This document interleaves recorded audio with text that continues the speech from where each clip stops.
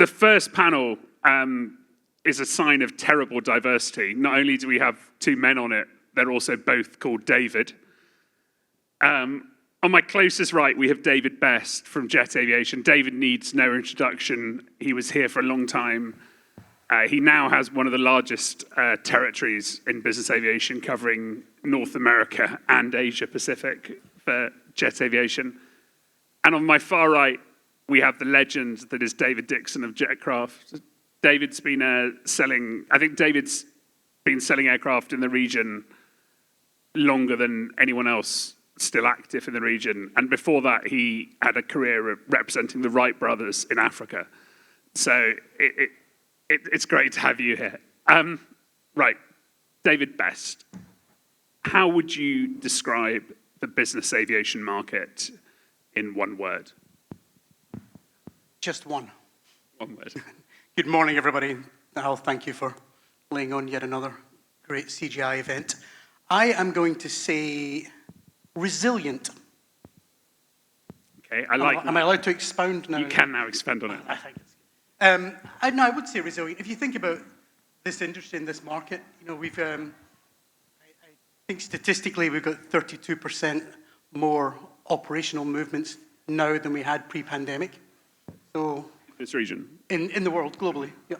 And then if you look at what's happening everywhere in the world, any sort of macroeconomic, geopolitical, whatever happens, we've still come through another year where we've grown year on year, and 2025 is again another record-breaking year.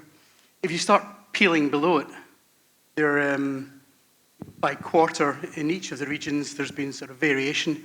Q1 was kind of, I don't know if you agree, David, it was kind of okay, flattish. Q2 was not great. Q3 was really strong. Q4 looks fine. So, whilst it bumps along underneath, it still keeps progressing. So I think the market, we've got good, strong backlogs in OEMs. We've got a large number of operations running. We've still got a strong transaction base globally. So the market just continues to be resilient. David, are you surprised at how resilient the market's been? I think if you think about it, after 2008 in the lost decade, it didn't take a lot to stop buyers. And if you'd have thrown the things that have been at buyers in the last 24 months, the market would have just shut down completely, and it hasn't, has it? No, it hasn't. I think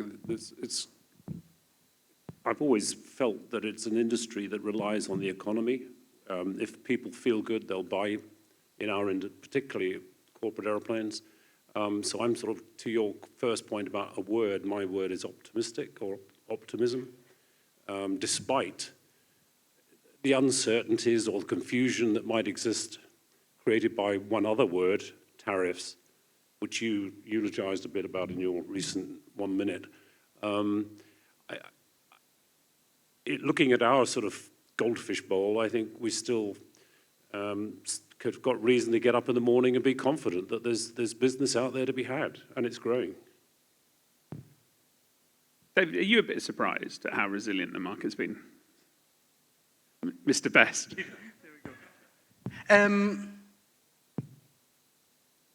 I'm not sure I am. I think there's enough sort of global diversity. If you look at everything that's happening, aviation, first of all, as a business tool, just continues to keep on driving forward. And, it would say 23,000 business jets in the world. We get 70% in North America, about 4% in Asia. But the actual productivity tool that it is the underlying part, just like David said about corporate profits. I think there was a statistic many years ago that was something like a 0.8 R squared between corporate profits and business jets. I think that stopped working after 08. All right. And then it started you lost that link. Yeah. But I'm kind of, I'm always slightly nervous in the first quarter of the year, and then as the year comes in, I always kind of settle down and go, okay, it's going to be another fine year. It's going to be okay. But also, always for the first 3-4 months of the year, I'm always a bit nervous. And the industry does seem to, every year, it kind of grows into the year. Mr. Dixon, you focus on Asia Pacific region. How would you sum up the region? How does it feel to you after 30 years here? as I said just now, I get up in the morning, I'm still confident, and I'm still enthused by what's going on. I mean, there are always good days and bad days, or bad weeks occasionally, but there are some bright areas. I mean, you look at India in the region. It's doing what China was doing 15 years ago, 2008, and a bit after that. It's becoming the emerging active market in this part of the world. Australia is solid. Indonesia is a positive. And so to make up for perhaps the slowdown or deterioration in China, we've got some activity in other areas. So still very optimistic about the growth of the overall business. India's been talked about for probably the last 15 years, of people getting excited about India. Do you think it's different now? It's still got many of the constraints, infrastructure, lack of airports, and bureaucracy within the systems there, which will always limit it. But it doesn't have the political overlay that people want to buy airplanes. There's the ability to buy. You don't have any sort of suppression of demand through artificial reasons. So I still think it's got a way to go, but it's also, and we're talking small numbers still at the end of the day. You know, there are still less aircraft in Southeast Asia and India, China, than there are in the whole of California.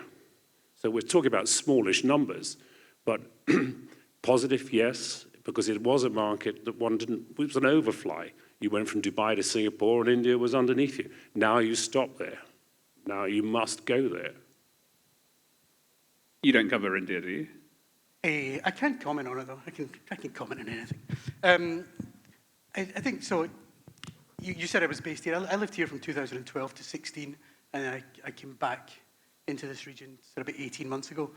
I think during that period of 12 to 16, you had this triangle of Hong Kong, Shanghai, Beijing, and that was all the big movements. And I think for the last 5 or 6 months, Delhi, Mumbai has been the busiest private jet market in Asia, which I think if someone had said to you that 10 years ago, you would have been blown away by it. Going back to your point, the latest numbers I saw, there's 168 jets based there. So still, it's a relatively small market in a big country. And if you look at the GDP growth is about 6.9%. And the kind of number, they sit away to the left-hand scale of the chart in any GDP to number of corporate aircraft math that you can do. Okay, we've touched on America. You're based there. You know, it drives the rest of the business aviation market. What's going on? What's going on? Well, so, in jet aviation in the US, we cover FBO, charter, aircraft management, and staffing. So I think, again, what we've seen was, especially in the last quarter, a very resilient market. We've just came through, it's the kind of Super Bowl of private aviation, which is Teterboro, the busiest private jet market in the world. There's 160,000 movements a year. So in a typical day, we'll get 120 arrivals, 130 arrivals. And we've just been through New York Fashion Week, UN General Council, and the US Tennis Open, all within a 3-week window, and then layer onto it the Ryder Cup. And when you start seeing the sort of generational wealth that comes in that, the amount of activity, the amount of aircraft, the amount of flow, you really do feel the market is strong. And again, inside the US, it really is a business tool, and it's a whole hub and spoke network that's driving the industry. So we continue to see the market growing. I think we'll talk a little bit about market growth and transactions a little bit later, but the actual activity itself we're seeing is pretty robust just now. You mentioned generational wealth. A lot of people are talking about a wealth transfer taking place now. Are you seeing that?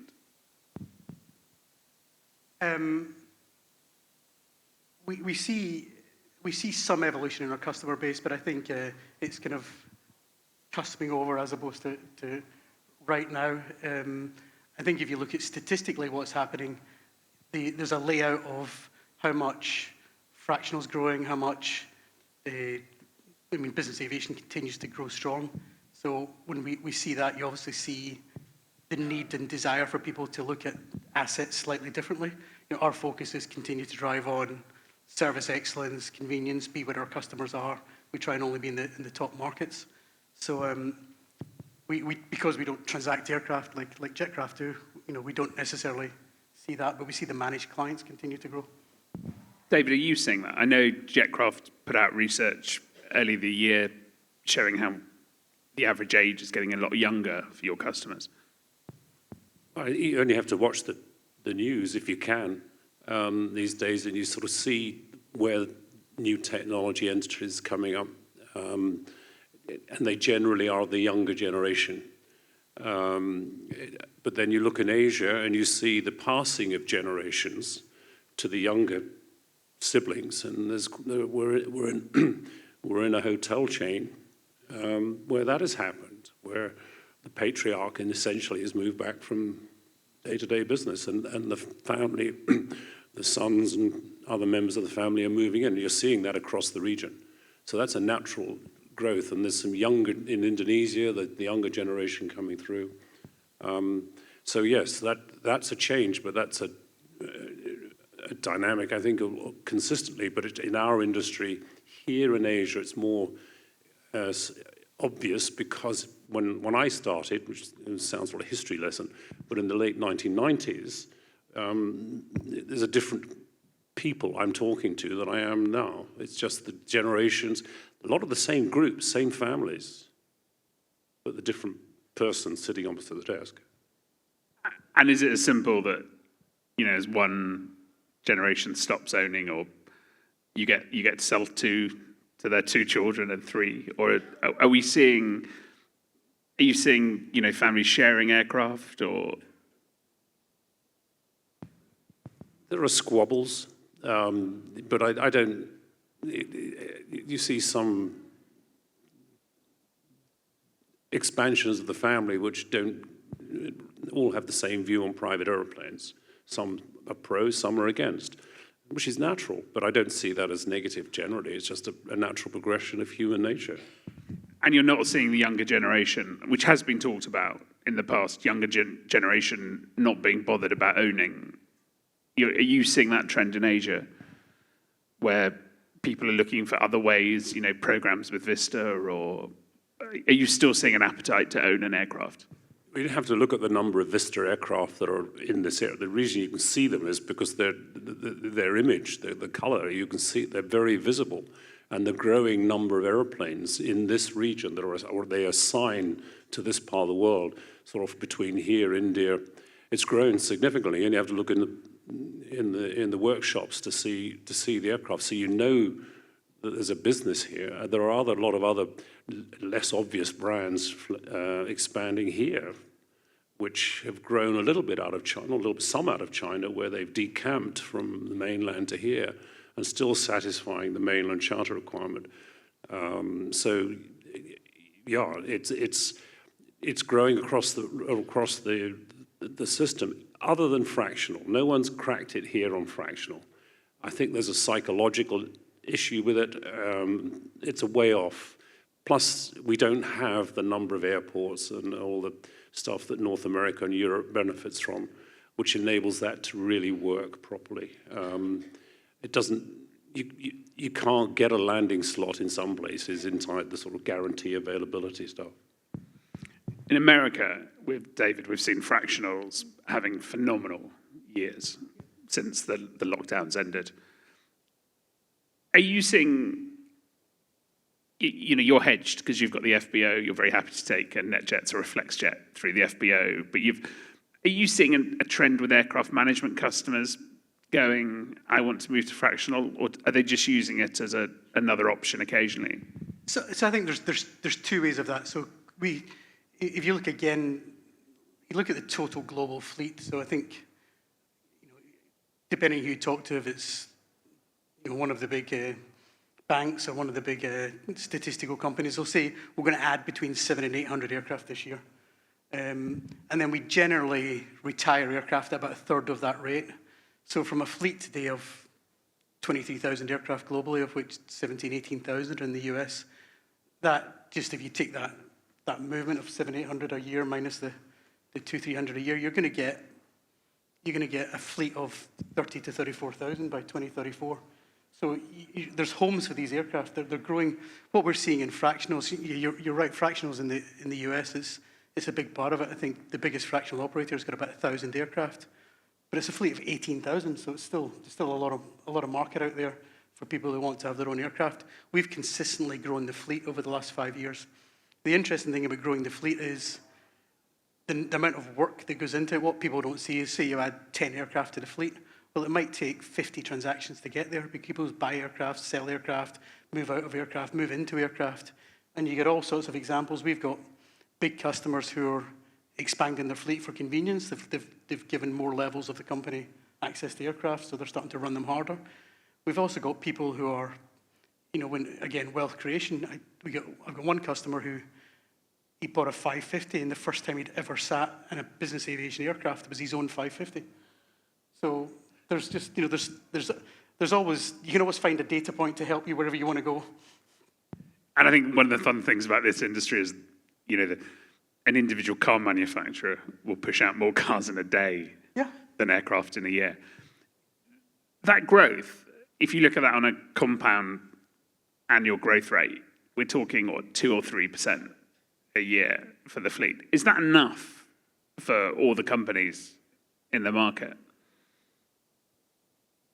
Well, I think for OEMs, there's a healthy backlog now, so the market sits at that. So there's always, and then the used aircraft transactions continue to go relatively well. They're still growing. Inventory's coming down, so that the market floats. It's not an industry that goes through dramatic swings unless there's any sort of great sort of global crisis or global drive.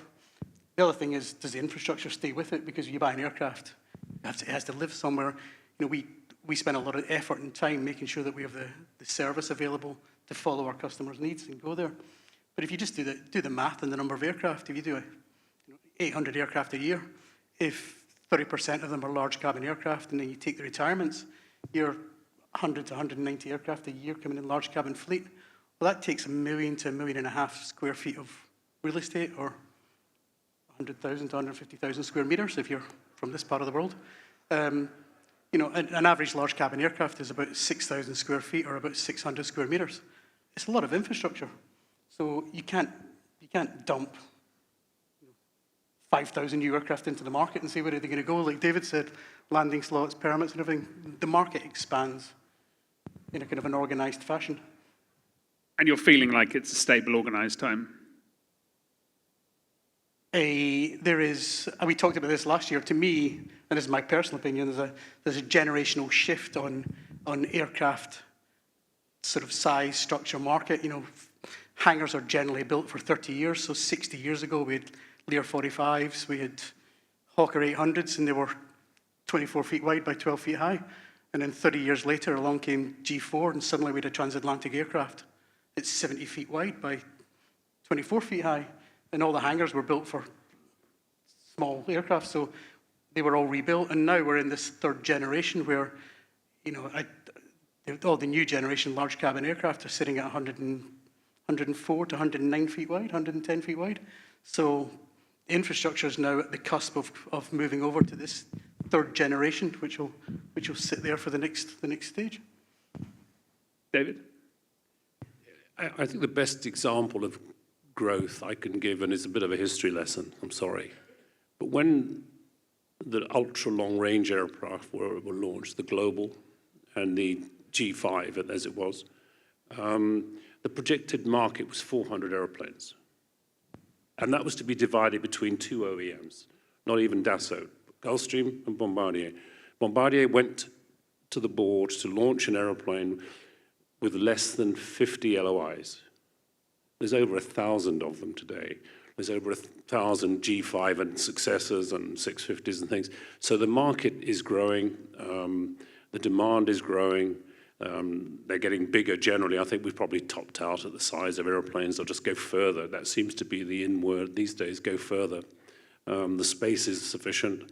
So I think there's evidence that the economy and the demand and the need and the interest has grown all those years to sustain production and added another manufacturer in the capacity in terms of Dassault coming into the same segment. They weren't in it before. So I think all the pointers are in the right direction, short of some catastrophic event, God forbid, which we've got no say in anyway. And to add to that, you've got this region, it's 60% of the world's landmass, and there's 4% of the world fleet. So you physically can't fly about this region in a small jet. So you're always going to be sitting in larger platforms. Okay, we've got a nice question from Mark. How do the Davids feel about China? And do they think it will grow back up to where it was pre-2020? Well, I get an easy pass on that one because we are not in China. So I'm going to pass it on to my learned colleague. Chicken. I came to Asia, again, I'm going to go history here. I came to Asia for China, but I'm not here for China today. I'm here for the region. That's not to say China hasn't got a future. It's just that it's been rather curtailed, what we were doing in 2008 and subsequent. There are other factors. The numbers of aeroplanes have gone down from just shy of 500 to somewhere in the 300 area. It's gone backwards. Having said that, the airlines have gone through the roof. Runway capacity doesn't exist. We don't fit the business plan for China.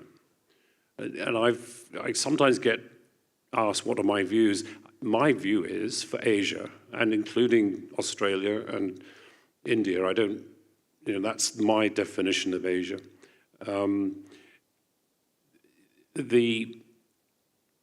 Build your plan around everywhere but China and be surprised when China comes along, rather than build a plan around China and be disappointed because you'll be missing out on India and the rest of the region.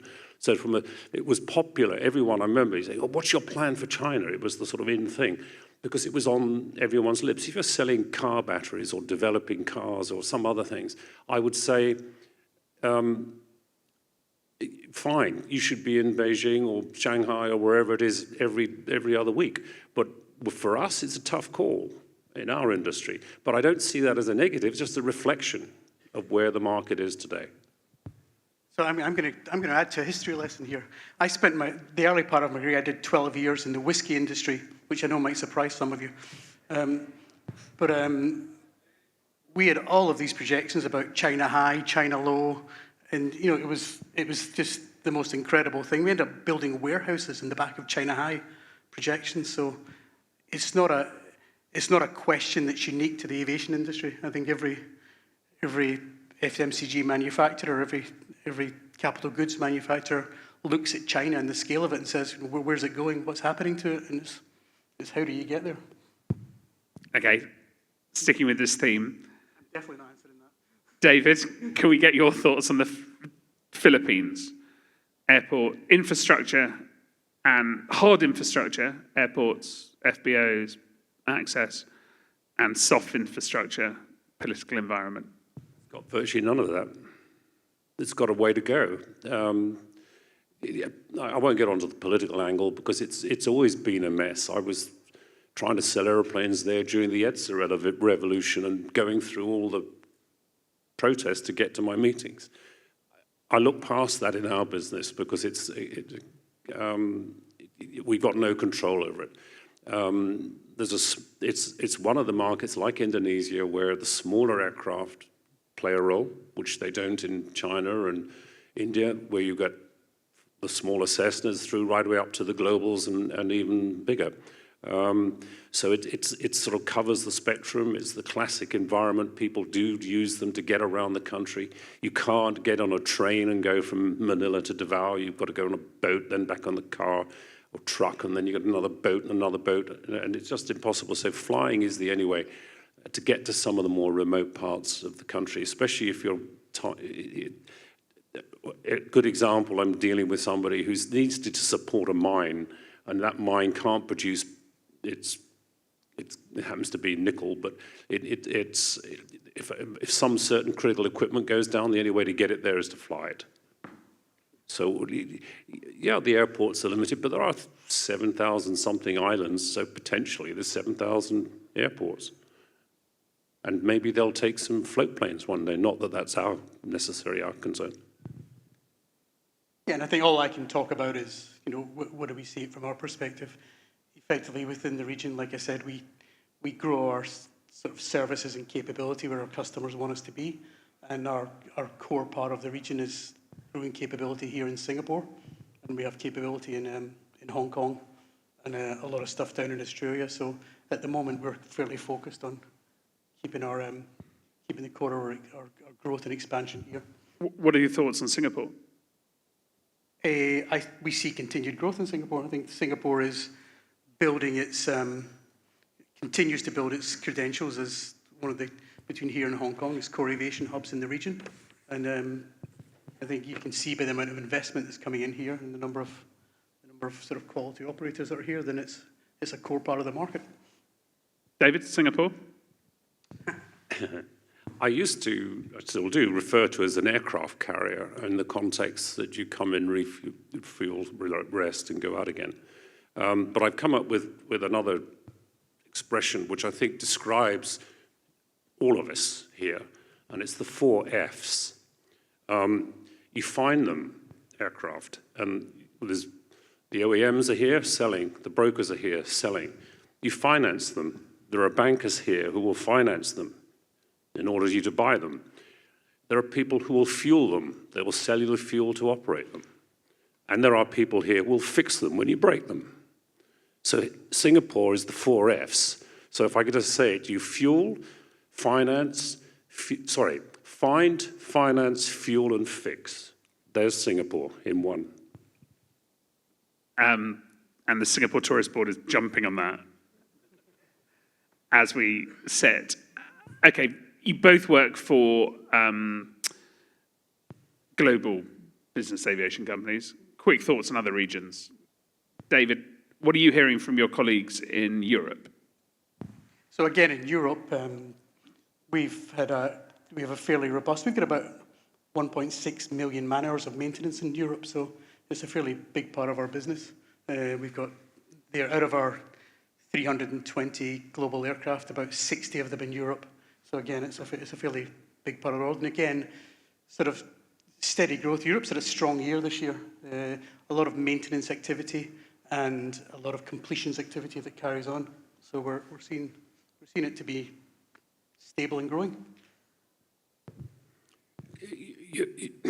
Other than obvious distractions in Europe, I think that all the indications are positive. The activity, there's a lot of aircraft coming from here being sold back into Europe.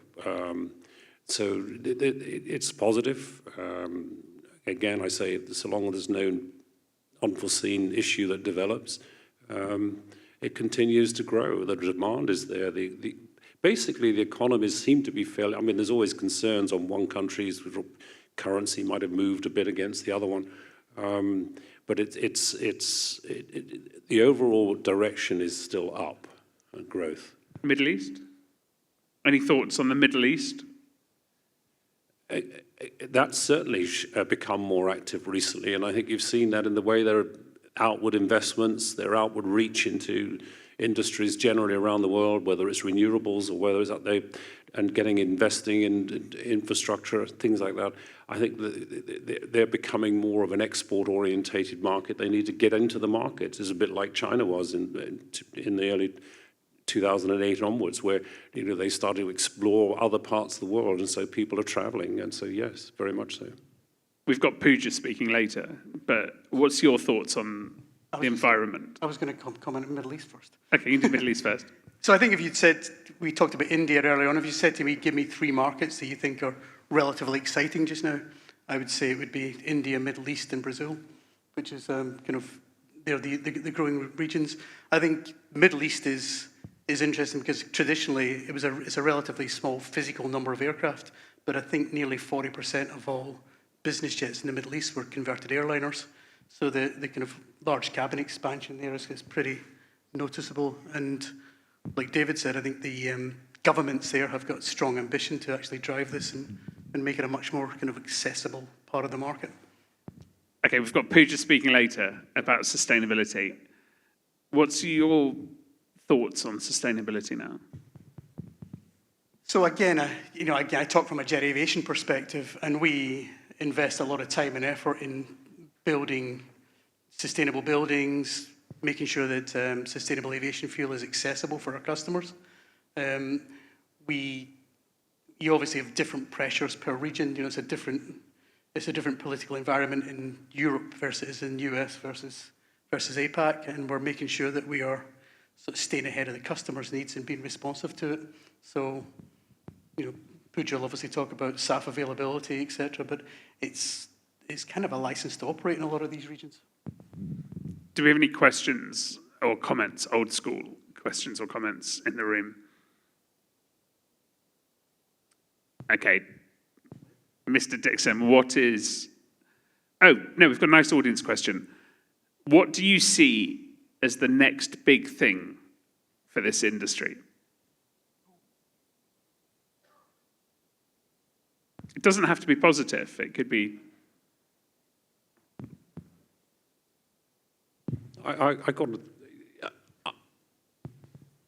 ask, can I do a straw poll here? How many of you are going to sit without a pilot, with a thing looking more like an egg whisk flying above your head, uncontrolled?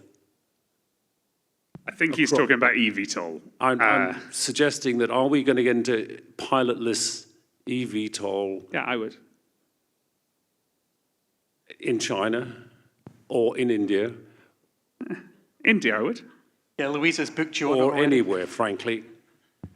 I just don't see it. I think the technology has got a way to go. You see some of these things with multiple blades and things. If one of those hits a bird or comes off and takes the rest of them out, it's going to be pretty quiet up there, and it's going to come down pretty quickly. I don't see them being designed to glide. Will it come eventually? Of course it will, but I don't see it in the short term. I don't think we're going to be going on the top of this building downtown in a taxi from Grab. Sorry. David? I'm still struggling to think of the next big thing, but I will add to David's comments. I think one of the most exciting things I saw was we sit in the Gamma board and they bring in people from outside, and they showed us this this guy brought in a helicopter, and he basically said, I'm not trying to reinvent the wheel, I don't want to do eVTOLs, but it's just too difficult to learn to fly this.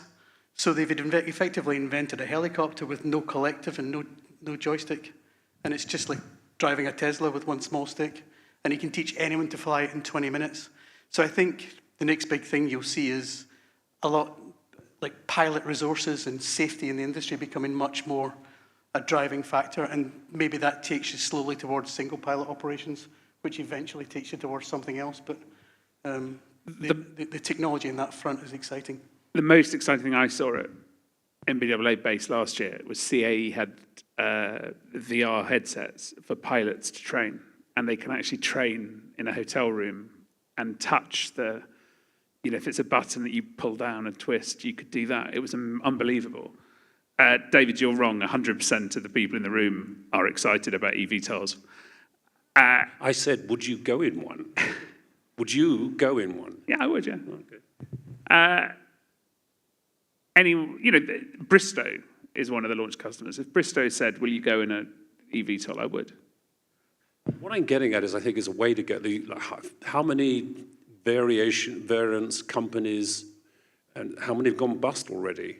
It's just the technology has got a little way to go before it happens on a routine basis. There wasn't long ago when there was talk of them running around Singapore. Well, would you go in a piloted one? What? Would you go in one with a pilot? No, I'm being a little bit facetious about the pilot, but I don't think there's enough pilots in the world to run masses of these around the world. So you're going to go automated. You go on a train, probably a lot of flights you don't know are auto land and stuff, but yes, that technology can come, but I just think with the eVTOL technology, the batteries, the range isn't there yet. You're not going to see a sort of ATR 72 lookalike do commuter flights yet, driven by batteries. The power isn't there yet. It's way off. One of the things is you need to have really small pilots because of the payload. So if you've got a retired jockey, it's a great business. Final questions from anyone in the room? Okay, last question. We've overrun. David, Dixon, what is your prediction for the aircraft sales market in 2026? More of the same. I think the economy is relatively strong.